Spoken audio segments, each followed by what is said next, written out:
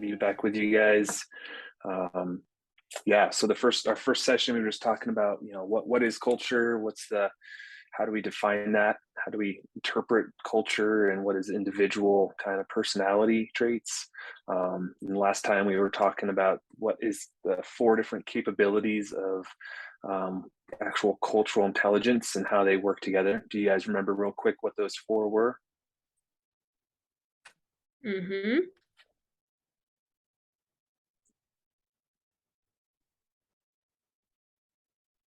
Drive, knowledge, strategy, and action. That's Did it. not remember, Yeah, but wrote yeah. it Well, down. hey, you had access to it. So the drive is that motivation, right? That kind of what is actually driving us to push us into these interactions. That knowledge, I call it the knowledge bucket. It's just information we're storing and collecting and using to be used later. And then we've got the strategy, kind of how we planning out and being intentional with thinking towards and planning for our cultural interactions. And then that action is that rubber meets the road. How are we actually practicing? Are we being aware of in the moment? Are we being aware of personal space, personal bubbles? Different cultures have different standards of, how close you stand to people, or how you orientate towards the person you're talking to. Things that we don't think about, they're just kind of typically think about, that are kind of just, this is what we do. This is how I interact with someone.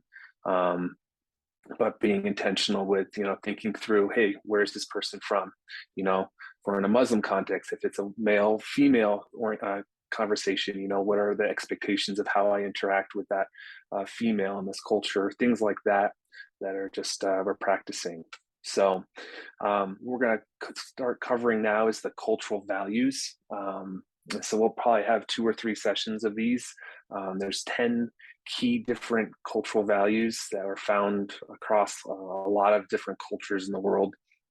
These are kind of the foundational ones. There's obviously other ones, but these are kind of a great place to start filling up that knowledge bucket of what is it that is the cultural difference versus what's the personality difference. And so these help us kind of break that down a little bit and start thinking in terms of bigger picture, not just, oh, Jonathan is always on time and punctual and that's just who he is, versus, hey, maybe he grew up in a culture that places a high value on that. So random example.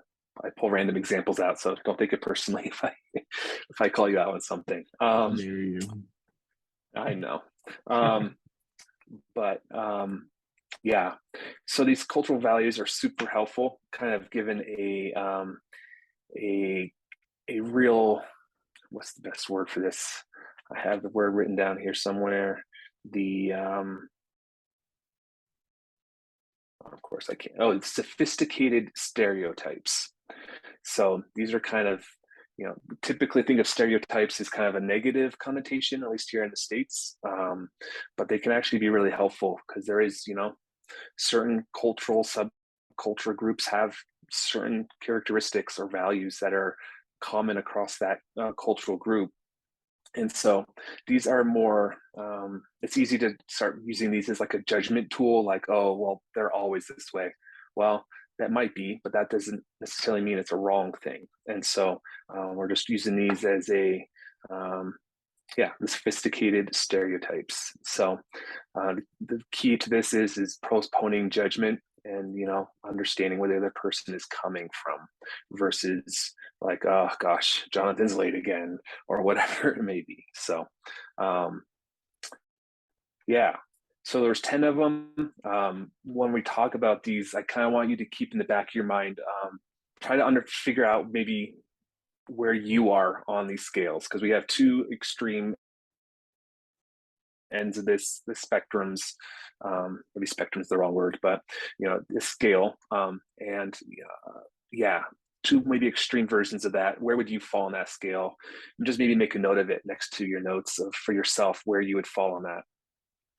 Cultural Intelligence Center does a rather in-depth evaluation. If anyone's interested in doing with me, I'm happy to go through that with them.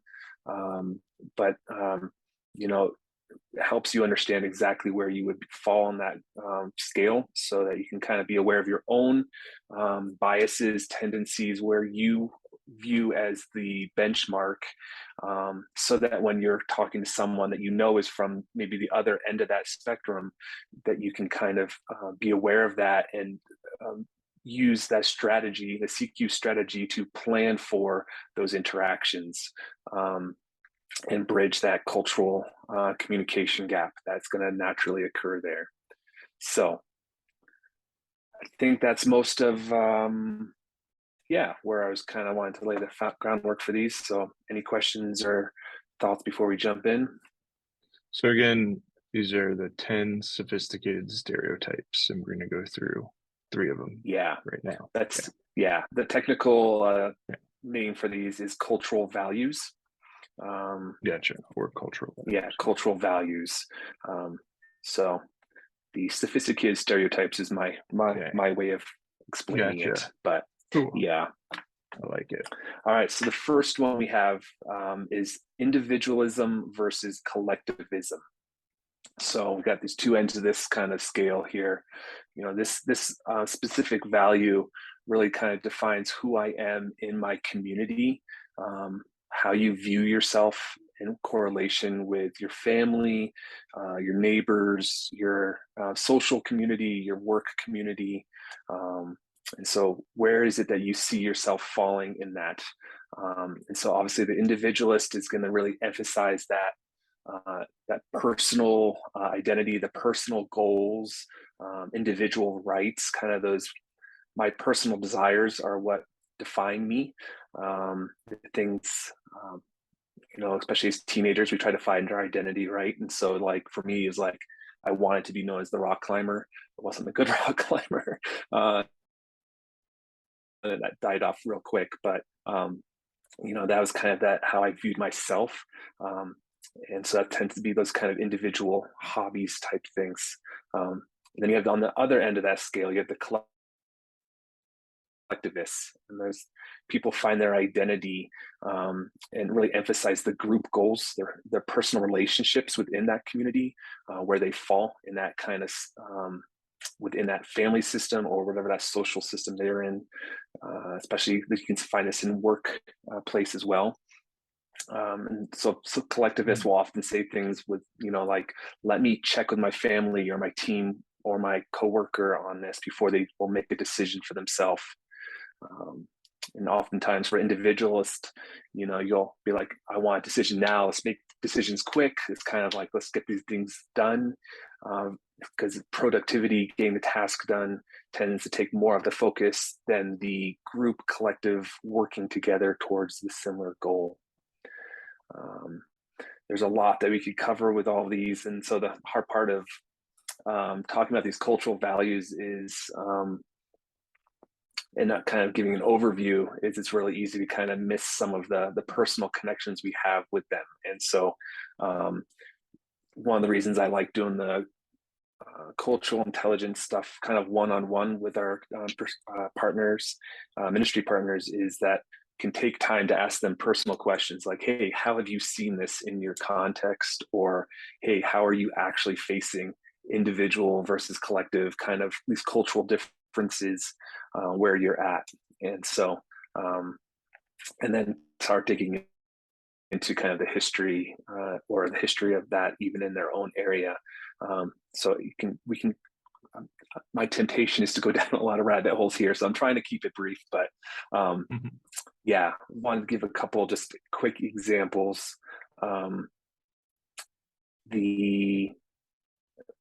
For example, let's see, okay, how about generations here in the United States? We got baby boomers, Gen X, millennials, Gen Zs.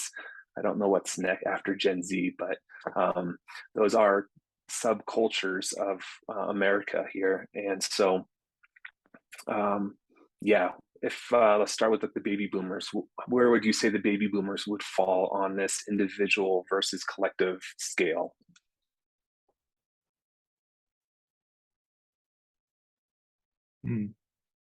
So you can think of kind of like, bosses that you've had in the past, or, church leadership, yeah, and then maybe some of the I've run into within different organizations. Well, look, I can give you an example. I grew up in a very kind of individualistic family. The culture I was is all about kind of like, yeah, very individualistic. We'll leave it at that. And then all of a sudden, I joined an organization that was extremely collective. It was not about what's best for me and my family. It was about, the whole org and things like that. And so started having rub there in that area specifically. Part of that is that we had kind of baby boomer Gen X leadership, and they kind of had their expectations, and I'm come from a millennial kind of cultural group. And so so we had kind of very different perspectives in that way of how we're supposed to be working together towards the same goal. We both had the same goal, both desires, but it was how we made that happen together that we started having that rub. So how about, can you think of specific cultures or countries that are more collectivist? Yeah, I mean, I really believe that some of the warmer climate cultures are more collectivist, like Eastern Africa definitely has been my experience. It's been my experience with working in Latin America, even to the point where when I develop curriculum for those places, I will be challenged in how I develop a section of curriculum around communication and what's expected in communication, and what's considered, passive, or what's considered more aggressive, or what's rude and what's not rude. And a lot of that has to do with whether the culture is collectivist or individualistic. Yeah. Yeah, I was thinking about South America. Yep. They are definitely known. I saw in China as it's known as that's kind of one of the most collectivist cultures in the modern world, not right now.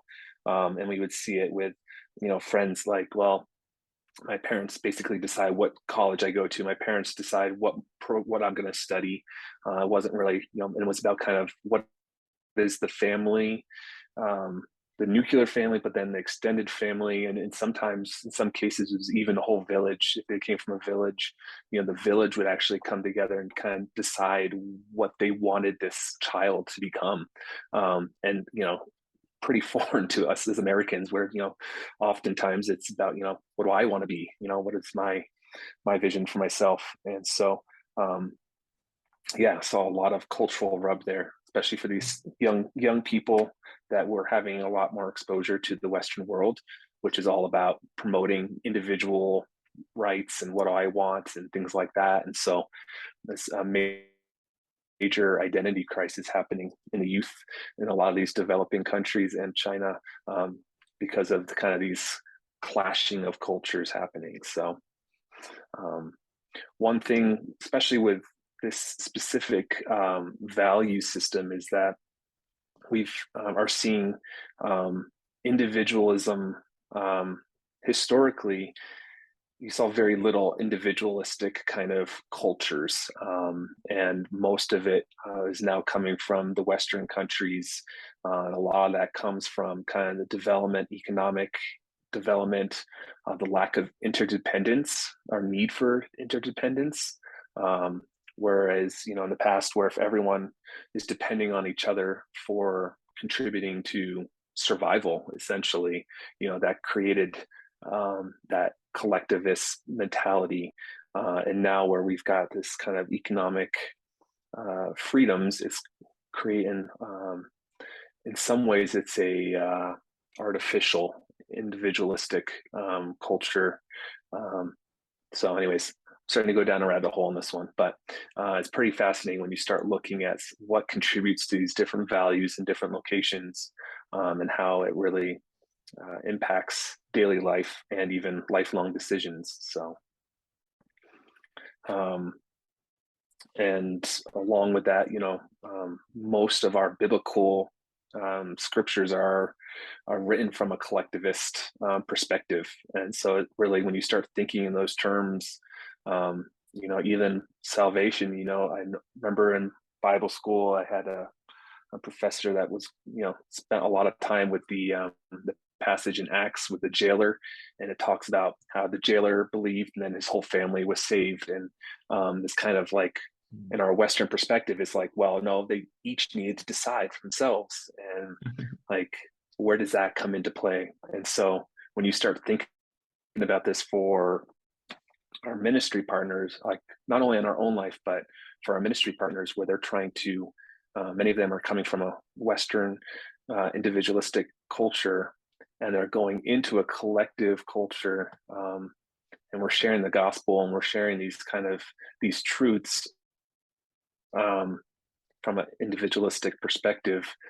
It's going to start having some rubs, and so it's neat to start taking time to think about these things, and be naturally curious about how does this apply in some of these different situations. So I've spent a lot of time talking on this one. Do you guys have any thoughts, any experience, any times you've noticed this in your own life, the decision It just making all, or working on a team or anything like that? yeah, it all just really makes sense and just kind of feels like it, in a way, I don't know, lack of a word there, flows together for how I understand people. Especially, Mm, I feel like I was thinking of our country as being individualistic, and it just makes sense with advancements in technology, and we can we can always find the answers. It's we don't have to ask anyone. yep. You can, and so that Yeah, makes sense. I think But it then the also, Bible piece too. Yeah, go ahead. sorry, I didn't mean to interrupt. Um, I was thinking through like how our our society, Western society's prizing of individualism is also really highly related to um our dislike for vulnerability in a lot of ways, Mm, or fears of vulnerability. I think that those two go hand in hand. I don't know which came first, but just this idea that we don't need anyone else. Like we can depend on ourselves. And so we don't have to rely on anyone else, even if it's just for wisdom or advice or a blessing. It's like we want to go our own way. And it almost makes you wonder, that's kind of the original sin, right? It's like wanting to go our own mm, way. And is that where Mhm. that kind of, and maybe I'm going way too deep with this, but just like I could see no, a relationship there. no, Yeah, absolutely. Yeah. And that's what's with having these kind of thought exercises. I mean, going deep actually is really beneficial, because you start like tearing apart these kind of cultural presuppositions that we have. And some of the training that Becca and I went through was, you know, basically we just started going through, what is like, what did we grow up going to church? What did church think? What did we think of when we thought of church, sharing the gospel? These big, religious kind of things. Um, Part of our big parts of our faith, and start being like pulling them apart and being like, okay, where's the scripture for that? And like, oh man, it got really uncomfortable real quick, because there's so much of what we are taught or assumed or know for sure to be what's true. um, and I'm not stepping outside of orthodox kind of Christian thoughts here, um, how many of these are just kind of traditions, cultural things that are passed on, versus what do we actually clearly have from Scripture? And then, because when we start understanding what are our presuppositions there, then we can start actually, transferring Scripture to these other cultures, and what does it look like in this culture? Because it might look very, very different, and in some ways wrong, quote unquote wrong, um, if you're not being really intentional with, looking to the Lord on that. So um, yeah, asking questions is a perfect place. This is a perfect place for those kind of things. um, all right, any yeah, I guess that was it on that one. All right, let's move on to the next one. The next one is low power distance versus high power distance. And this is kind of addressing that cultural values of authority. And so this is how we view power, how we view authority, or how we feel about different members with kind of those powers influences over us. Hierarchy is clearly known and noticeable in high power distant cultures.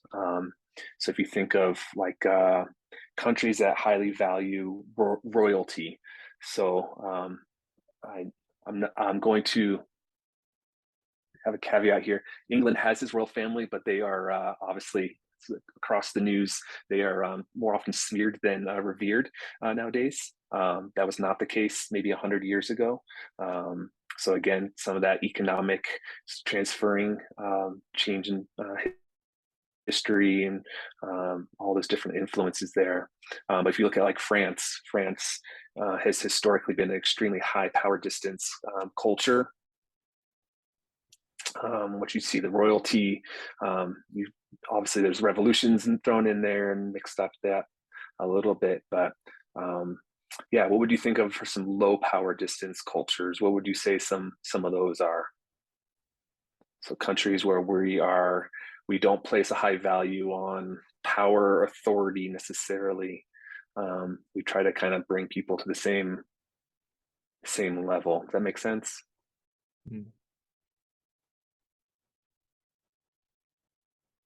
I don't know.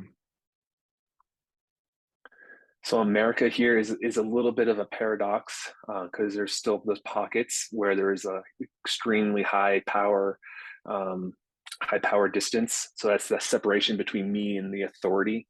I can't just versus the low power distance is kind of we're all on equal footing. So I would say Perception Funding is very much a low power distance organization.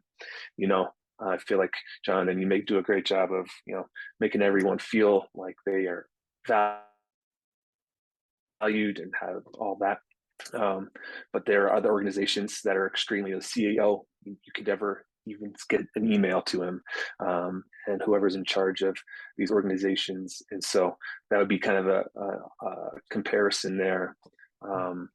America typically overall is fairly low power distance. You got Facebook with Mark Zuckerberg, who supposedly has a desk, in the same cubicle next to everyone else. And we try to kind of make it so that, we're relatable and we can connect, and it's not this big difference there. Another example of this in government, at least wise, is Sweden still has a king, but they are one of the lowest low power distance countries, and there's a picture of like the king of Sweden riding the bus to the palace, and there's another picture of him standing in line at an ATM machine, just showing just kind of that. Yeah, he has this position, but he's not necessarily doesn't view himself as better or deserving or anything else different. Whereas other cultures, I think Thailand is one of the highest power distance countries in the world, and yeah, you have to be extremely careful talking about the royal family there. Be very respectful, and I've heard of people going to jail for writing bad blog post or something like that. So having to be very respectful in that regard. So extreme differences there. They're both kings, but they're both very differently perceived by those around them. So how do you think how would this work if you were coming from a low power culture,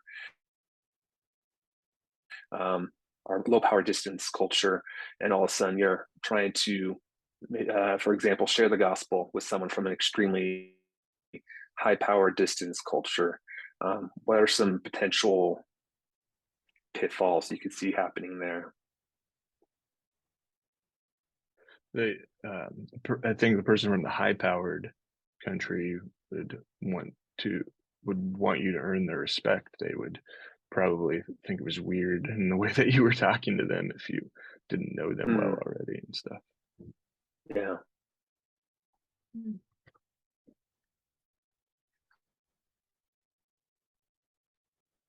I think maybe around, in Hebrews where they're talking about Jesus being the high priest and being even higher than like Melchizedek and all of that, and how important it was at that time in communicating to the Jews, for them to understand that Jesus was higher than all these other revered prophets and priests. I'm wondering if they were coming at it from that perspective because of a higher power distance situation. Yeah, that's a perfect example. Because I had written down there just, the high power distance, oh no, that's my next example. Never mind. But no, that's perfect. Because yeah, exactly. But so on the other end of that spectrum, you have this, the creator of the universe is washing the disciples' feet, which is like the lowliest of jobs. So if I, as a low power distance, I value that story extremely highly, because I can relate to that. Oh man, the creator is washing my feet. Man, what a like, he's that relatable.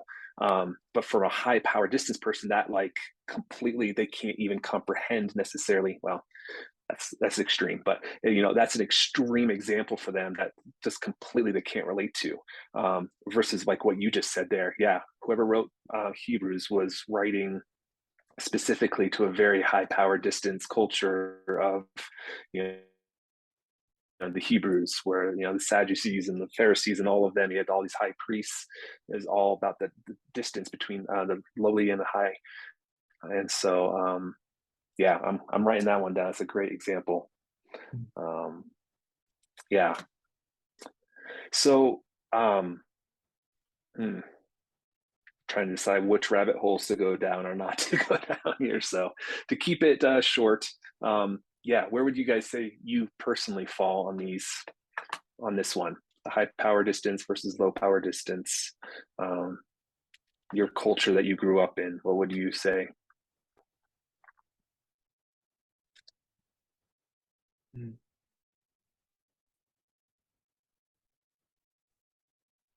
I think I probably grew up in a high power authority, more about control.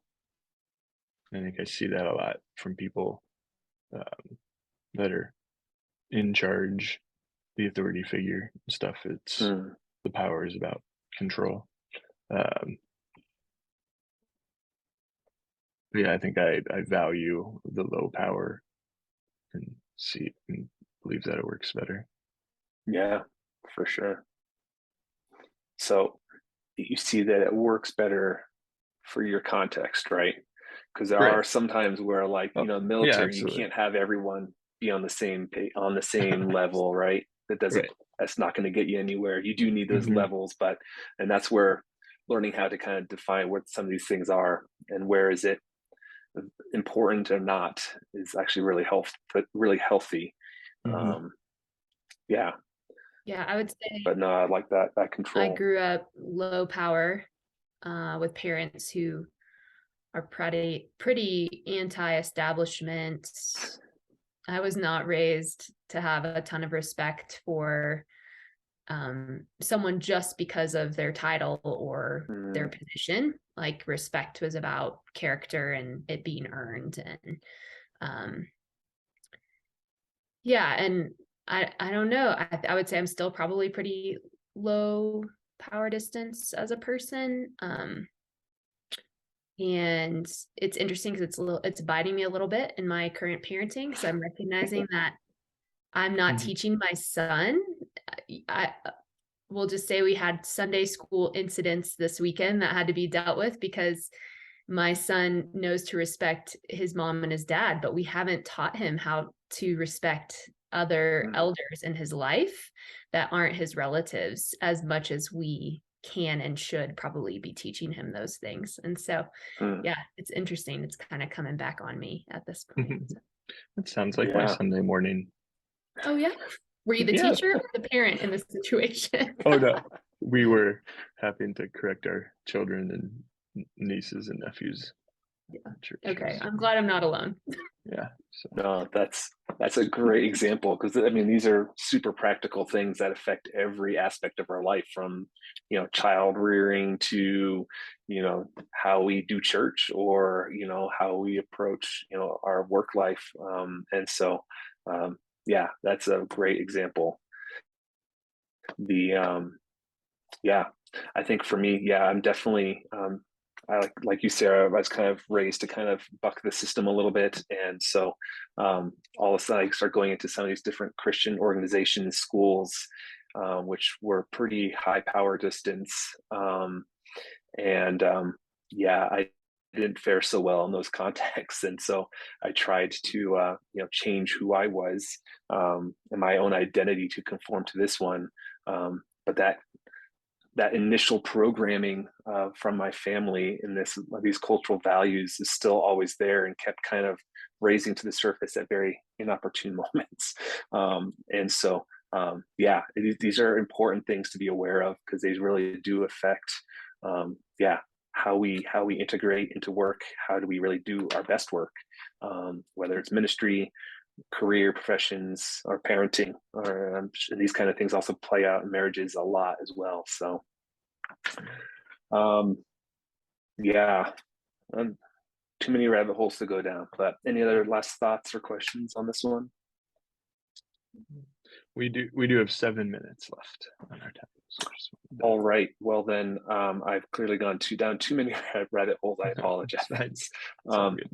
So we'll end on this one, then. I guess just one last thing on this low versus high power distance. I forget where I read the example, but it was a American that was, I think, going to Southeast Asia. I forget where, but they were going to share the gospel, and they're coming from an extremely low power distance perspective. That Jesus can relate to everybody. He washed, the disciples' feet, kind of these kind of stories, because they just weren't aware of the difference there. And so they were trying to, the well, that's a different story. Anyway, but sharing this gospel, and they were kind of trying to sit in the circle with everybody else, and the hosts of this whatever Southeast Asia country it was trying to get them to go and stand up in front of the podium, and he's like, no, I'll just sit down here with you guys. We'll sit in a circle. It'll be great. We're all family, and that kind of idea. And everyone felt super uncomfortable, because you are here to teach us. They're coming from a high power distance. So you are the authority. You should be standing here and telling us what this story is of Jesus. And the other person, the missionary that was there, didn't understand that, and so he completely offended this host culture because of not understanding this one specific cultural value. And so his version of the gospel went completely flat just because of this. Another example of that would be a American that went to Korea and walked in the door, and they always had slippers at the door, and the missionary got given a pair of pink slippers, which he was trying to make it not a big deal, but to the host it was very shameful, because this is like the authority that's here. He's and representing God to them, and anyways, pink slippers brought immense shame on that house. And so these little things may not seem like a big deal, but they really do play out in big ways. So I will stop rambling there. Yeah, any final thoughts, questions? This is so good. I yeah. appreciate it so much. Yeah, this is it's giving words to what I've experienced and not quite known why I've had a certain experience, maybe, or yeah. Absolutely. I love the system, because it definitely does that, kind of puts it into a framework that's like, oh yeah, that explains all of this. So and there's so much more we could do on it. It's a really fun topics. I encourage you guys to look for these different cultural values throughout your next week here, and we try to bring something next week to share how you saw it lived out. So